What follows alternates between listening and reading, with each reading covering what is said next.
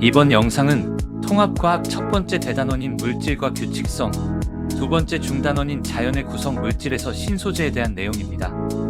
학습 목표: 물질의 다양한 물리적 성질을 변화시켜 신소재를 개발한 사례를 찾아 그 장단점을 평가할 수 있다.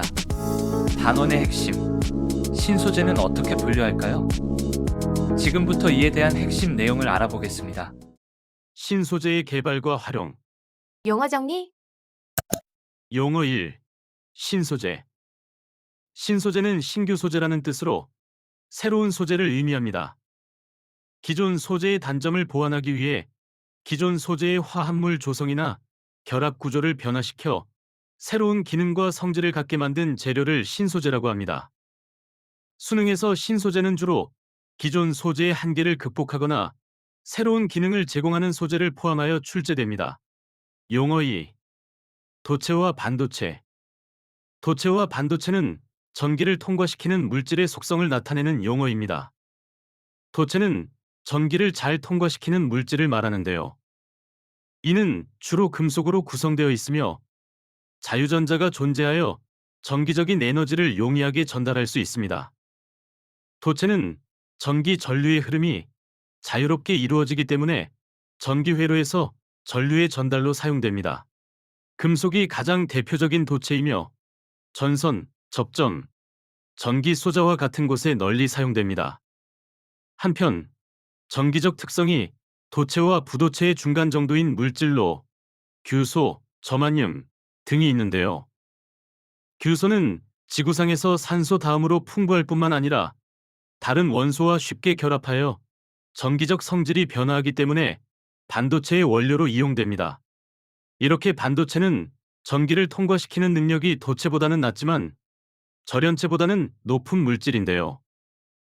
여기서 절연체란 자유전자가 없어 높은 전압에도 전류가 흐르지 않는 것을 말합니다.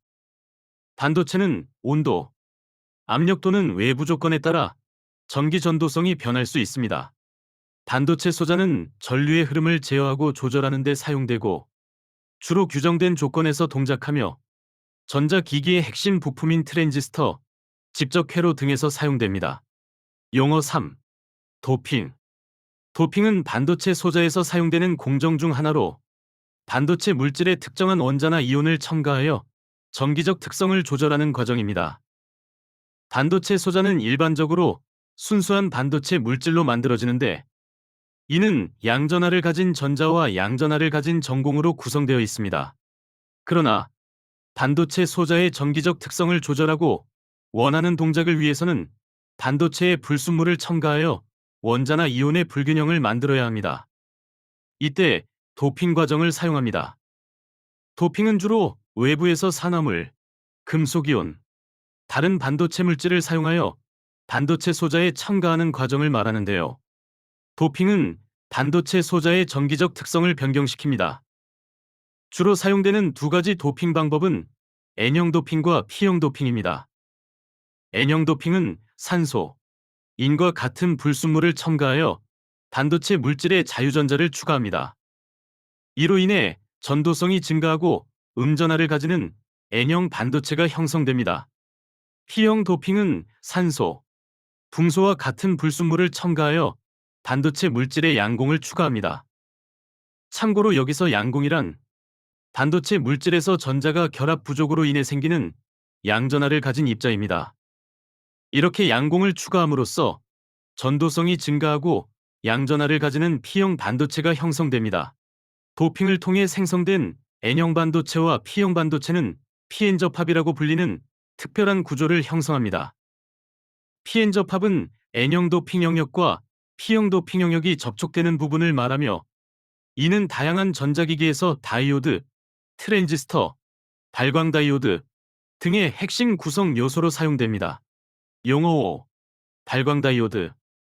발광 다이오드는 라이트 에미팅 다이오드의 약자로 전기 에너지를 이용하여 빛을 발생시키는 소자를 말합니다.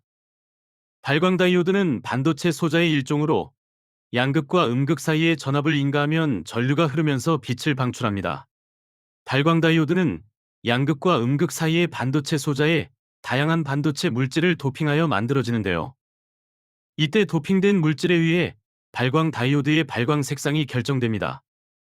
다양한 반도체 물질을 사용하여 다양한 색상의 발광 다이오드가 개발되었습니다. 발광 다이오드는 주로 조명, 디스플레이, 표시판, 신호등처럼 다양한 분야에서 사용됩니다. 그 이유는 발광 다이오드가 매우 효율적으로 전기를 에너지로 전환하고 작고 경제적이며 오랜 수명을 가지기 때문입니다. 또한 발광 다이오드는 기존의 발광 소자에 비해 소비 전력이 적고 발열이 적으며 다양한 색상과 바퀴로 빛을 발산할 수 있어서 다양한 응용 가능성을 가지고 있습니다. 인류는 흙을 빚어서 그릇을 만들어 사용하다가 흙으로 만든 그릇에 유약을 발라서 불에 구우면 더욱 단단해지는 것을 알게 되었죠. 이처럼 인류의 문명은 인류가 사용했던 소재에 따라 석기시대, 청동기시대, 철기시대로 구분할 수 있으며 새로운 재료의 발견과 제작 기술의 발전은 시대의 문화와 생활 수준을 나타냅니다. 석기시대에는 청동기가 신소재였고 청동기시대에는 철이 신소재였던 겁니다. 소재는 인간이 필요한 방향으로 점점 변화한 것이죠. 지각과 생명체를 구성하는 물질은 여러 종류의 원소들이 일정한 규칙에 따라 결합한 다양한 화합물로 이루어져 있습니다. 이 물질들은 녹는 점, 강도, 전기 전도성, 자성 등의 물리적 성질을 가지고 있습니다. 인류는 물질의 물리적 성질을 이용하거나 물질의 결합 규칙을 변형하여 새로운 성질을 가진 물질을 만들어 왔습니다. 이와 같이 기존 물질의 단점을 보완하거나 새로운 성질을 가진 물질을 신소재라고 합니다. 우리 주변에는 다양한 신소재들이 폭넓게 활용되고 있죠. 컴퓨터, 항공기, 휴대전화와 같은 것들은 과학 기술의 발달로 만들어진 제품들이고요. 신소재의 개발에 따라 성능은 점점 향상되고 있습니다. 예를 들어 휴대전화에 이용되는 신소재만 보더라도 그 종류가 아주 많습니다. 휴대전화의 핵심 부품인 반도체, 디스플레이, 배터리 등은 다양한 신소재로 만들어집니다. 안에서부터 살펴볼까요? 먼저 배터리를 보면 배터리는 리튬이온 전지와 같이 열이 적게 발생하고 한 번의 충전으로 오래 사용할 수 있는 신소재입니다. 휴대전화 안에 들어가는 반도체 칩은 실리콘 카바이드 반도체와 같이 소비 전력이 작고 정보 처리 속도가 빠른 신소재이고요. 액정 화면은 유기 발광 다이오드와 같이 눈에 적당한 밝기를 제공하면서 소비 전력이 작은 신소재입니다. 표면 유리는 3D 글라스인데요. 강화 유리와 같이 충격에 강하고 흠집이 잘 생기지 않는 신소재입니다. 외장재 역시 알루미늄 합금처럼 가볍고 충격에 강한 신소재입니다. 신소재의 분류. 신소재는 전기적 성질에 따라 분류할 수 있는데요. 도체는 전기 저항이 작아 전류가 잘 흐르는 물질입니다. 철, 구리, 알루미늄 등이 있죠. 절연체는 부도체라고도 하는데요. 전기 저항이 매우 커서 전류가 잘 흐르지 않는 물질입니다. 고무, 유리, 플라스틱 등이 있습니다. 반도체는 도체와 절연체의 중간 정도의 전기적 성질을 갖는 물질로 다른 물질을 첨가하거나 온도를 조절하여 전기 저항을 급격하게 변화시킬 수 있고 실리콘, 저만륨 등이 있습니다.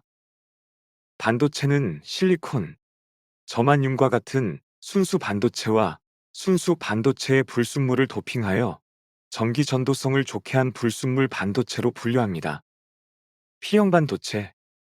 원자가 전자가 4개인 실리콘, 저만륨과 같은 순수 반도체에 원자가 전자가 3개인 알루미늄, 붕소, 인둠, 갈륨 등을 첨가한 반도체를 P형 반도체라고 합니다. N형 반도체. 원자가 전자가 4개인 실리콘, 저만륨과 같은 순수 반도체에 원자가 전자가 5개인 비소, 인, 안티모니 등을 첨가한 반도체를 N형 반도체라고 합니다. 다이오드. 다이오드는 Pn 접합을 이용하여 만든 소자인데요. P형 반도체를 전원의 양극에, N형 반도체를 전원의 음극에 연결하면 다이오드의 전류가 흐르고 그 반대 방향으로 연결하면 전류를 차단하여 전류를 한쪽 방향으로만 흐르게 하는 정류작용을 합니다. 트랜지스터. Pn 접합에 P형이나 N형 반도체를 추가하여 만들며 증폭작용이나 스위치 작용을 하는 반도체 소자로 PNP형과 NPN형이 있습니다. 트랜지스터는 매우 작게 만들 수 있고 소비 전력이 적고 열이 거의 나지 않기 때문에 현재 직접 회로의 형태로 거의 모든 전기 기구에 사용되고 있습니다. 물질의 전자기적 성질을 변화시켜 개발한 신소재. 용어 정리? 용어 1. 자기적 성질. 자기적 성질은 자석과 관련된 성질을 의미합니다. 자석은 자기적인 힘을 가지고 있어 다른 자석이나 자석 물질을 끌어당기는 힘을 발생시키는데 이러한 힘과 관련된 성질을 자기적 성질이라고 합니다. 자기적 성질은 자성을 가진 물질에서 주로 나타나며 이는 물질 내부의 원자와 전자의 배치와 스핀 등에 의해 결정됩니다. 자성은 기본적으로 전자의 운동에 의해 발생하며 자성을 가진 물질은 자기장을 생성하고 다른 자성 물질에 영향을 주는 특성을 가지게 됩니다. 자기적 성질은 다양한 형태로 나타날 수 있습니다. 대표적으로 자석 물질은 다른 자석 물질이나 자석에 흡착되는 힘을 가지는 인력을 나타낼 수 있습니다. 이러한 힘은 자석 물질의 분자 또는 원자 내부에 있는 자기적인 구조와 관련이 있습니다. 또한 자성은 자기장을 생성하고 주변의 다른 자석 물질에 영향을 줄 수 있는 특성을 가지기도 합니다. 이러한 자기장은 자석 물질을 통과하거나 자석 물질과의 상호작용을 통해 다양한 현상을 발생시킬 수 있습니다. 예를 들어 자기장을 이용한 자기기억장치, 전자기기 등이 이러한 자기적 성질을 활용한 응용 분야입니다. 물질이 가진 자기적 성질에 따라 세 가지로 분류하면 강자성체, 상자성체, 반자성체로 나눌 수 있습니다. 강자성체는 자석 근처에 두면 자석에 강하게 끌려오고 외부 자기장을 제거해도 오랫동안 자석의 성질을 유지하는 물질입니다. 철, 니켈, 코발트 등이 있고요. 하드디스크, 스피커, 마이크, 발전기, 전동기 등에 사용됩니다. 상자성체는 자석 근처에 두면 자석에 약하게 끌려오지만 외부 자기장을 제거하면 자기적 성질이 즉시 사라지는 물질입니다. 종이, 알루미늄, 마그네슘, 텅스텐, 산소 등이 있습니다. 반자성체는 자석 근처에 가져가면 자석에 밀려나는 물질인데요. 구리, 유리, 플라스틱, 금, 수소, 물 등이 있고요. 외부 자기장을 제거하면 자기적 성질이 즉시 사라집니다. 용어 2. 초전도체. 초전도체는 저온에서 전기 저항이 완전히 사라지는 특성을 가진 물질을 말합니다. 통합과학에서는 주로 이론적인 개념으로 다루지만 간단하게 설명하자면 다음과 같습니다. 일반적인 전도체인 금속이나 반도체는 전기 저항을 가지고 있습니다. 즉, 전류가 흐를 때 일정한 저항을 가지며 전압이 인가될 때 열을 발생시킵니다. 하지만 초전도체는 매우 낮은 온도에서 특별한 조건 아래에서 동작하며 이때 전기 저항이 사라지는 현상을 보입니다. 이를 초전도 현상이라고 합니다. 초전도체의 특징은 저온에서만 나타납니다. 그 이유는 초전도체의 저항이 사라지는 현상은 전도 전자들이 매우 효율적으로 흐르는 것과 관련이 있습니다. 저온에서는 원자들이 정렬되고 전도 전자들이 자유롭게 움직일 수 있는 경로를 형성합니다. 이 때문에 전류의 흐름이 매우 원활해지고 전기 저항이 거의 없어지는 것입니다. 초전도체는 이론적인 측면에서의 중요성과 기술적인 응용 가능성을 가지고 있습니다. 초전도체는 강력한 자기장을 생성할 수 있고 높은 전기 전도성을 가지며 매우 민감한 감지 장치로 사용될 수 있습니다. 이를 기반으로 초전도체는 우리가 보통 MRI라고 하죠. 자기공명 영상이나 초전도자기 효과를 이용한 초전도 전자기학, 초전도전 기전 송설로처럼 다양한 분야에서 응용되고 있습니다. 용어 3. 마이너스 효과. 초전도체를 자석 위에 놓을 때 초전도체가 반대 방향의 자기장을 만들어 자석을 밀어내는 반자성을 강하게 나타내어 초전도체가 자석 위에 떠 있는 현상입니다. 예를 들어 초전도체를 이용한 자기부상 열차는 초전도 전자석 반발식 자기부상 열차라고 하는데요. 초전도체로 강한 자기력을 생성하여 차량을 내일 위에 띄워 움직이기 때문에 마찰 없이 빠른 속도로 달릴 수 있습니다. 제어가 비교적 간단해서 초고속형에 주로 사용되지만 초전도 상태를 유지하기 위해 코일을 지속적으로 초저온 상태의 액체, 헬륨 등으로 냉각시켜야 합니다. 물질의 전자기적 성질을 변화시켜 개발한 신소재. 1911년 네덜란드의 오너스는 수은의 온도를 낮추다가 약 4.2 켈빈의 온도에서 갑자기 수은의 전기 저항이 사라지는 현상을 발견하였습니다. 이와 같이 특정 온도 이하, 이것을 임계온도라고 하는데요. 특정 온도 이하에서 물질의 전기 저항이 0이 되는 현상을 초전도 현상이라고 하고, 초전도 현상이 일어나는 물질을 초전도체라고 합니다. 초전도체는 전류가 흐르더라도 열이 발생하지 않아 전력 손실이 없으며 큰 전류를 흘려 강한 자기장을 만들 수도 있습니다. 초전도체 위에 자석을 놓으면 자석이 계속 떠 있는데 이 현상을 이용하여 표면과의 마찰 없이 물체를 움직이게 할 수 있습니다. 수백 톤이 넘는 자기 부상 열차도 마찬가지입니다. 초전도체를 이용해 사례 5가지를 알아보고 마무리하겠습니다. 핵융합 발전. 초전도체에 의해 형성되는 강한 자기장을 이용하여 핵융합 반응이 일어나도록 하는데요. 핵융합 반응을 하는 물체를 담을 수 있습니다. 자기공명 형상 장치. 초전도체가 만드는 강한 자기장을 이용하여 사람 몸의 각 부분을 영상화하여 건강 상태를 진단합니다. 강한 자기장을 만들기 위해서 보통의 코일에 강한 전류를 흘려주면 코일의 저항 때문에 자기공명 형상 장치를 운영하는 데에 많은 에너지가 들어갑니다. 이 문제를 해결하기 위해서 코일 주변에 마이너스 269도씨의 액체 헬륨을 두른 초전도 자석을 사용합니다. 입자 가속기.